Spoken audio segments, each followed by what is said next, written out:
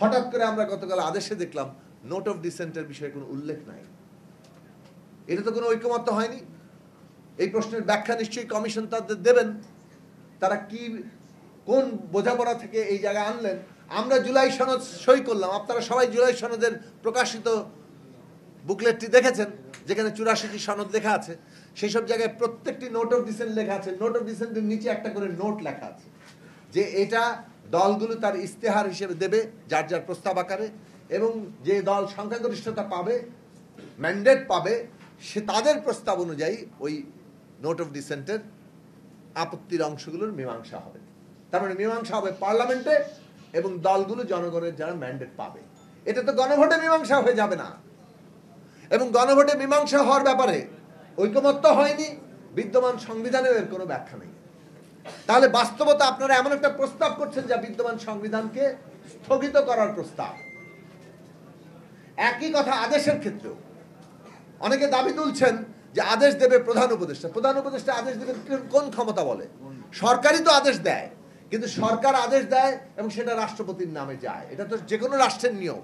রাষ্ট্রপতি হচ্ছে রাষ্ট্রের প্রতীক, তার নামে যাবে। ব্রিটেনে কিছু হলে রানীর নামে যাবে। এখন আপনি সরকার একটা অর্ডিন্যান্স জারি করতে পারে, সেটা যে নামই দিক, আদেশ নামে দিলেও কার্যত মর্মবস্তু সেটা অর্ডিন্যান্স, কারণ এখন পার্লামেন্ট নাই। পার্লামেন্ট থাকলে আইন হয়, আর যখন পার্লামেন্ট থাকে না তখন এটা অর্ডিন্যান্স আকারে যায় ওই সময়কালের জন্য। যখন পার্লামেন্ট আসবে তখন সেটা আইনে চলে যাবে। এখন প্রশ্ন হচ্ছে যে এই যে সরকারই তো অর্ডিন্যান্সটা কিংবা আদেশটা দেবে in the name of president, কিন্তু আপনি যদি বলেন না প্রধান উপদেষ্টাকে এটা জারি করতে হবে, তাহলে তার তো কোনো বিধান নাই, কোথাও তো লেখা নাই এটা। তাহলে প্রধান উপদেষ্টা কিসের ভাবে দিবেন? জুলাই অভ্যুত্থানের শক্তি বলে। তাহলে জুলাই অভ্যুত্থানের শক্তি বলে প্রধান উপদেষ্টা যদি দেন, তার মানে তিনি নিজেকে রাষ্ট্রের প্রধান হিসেবে ঘোষণা করছেন, এবং কার্যতই আবারও সংবিধানকে আপনি স্থগিত করছেন।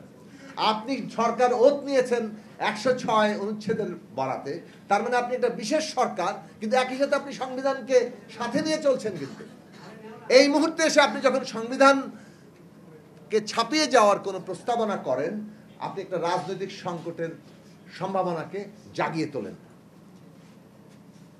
কারণ আমরা যদি ঐকমত্য ছাড়া কেউ কারো সিদ্ধান্ত চাপিয়ে দিতে চাই, তাহলে সেটা কোনোভাবে কাজ করবে না। এটা আমাদের সকলের উপলব্ধি করা দরকার। আমরা সংবিধান সংস্কার পরিষদের দাবি করেছি এবং সংবিধান সংস্কার পরিষদের প্রস্তাব করা হয়েছে, কিন্তু এটা যদি ঐকমত্য না হয়, এটা তো আমরা চাপিয়ে দিতে পারি না। এটা আমাদের মনে রাখা দরকার। আমরা আমাদের প্রস্তাব হয়েছে বলে আমরা যদি এখন এই মুহূর্তে সেটা নিয়ে খুব লাফাতে থাকি, তাহলে আমার মনে হয় না, আমাদের দলের পক্ষ থেকে আমরা পরিষ্কার করে বলতে চাই যে এটা আমাদের জন্য জাতীয়ভাবে কোনো কার্যকর কিছু হবে।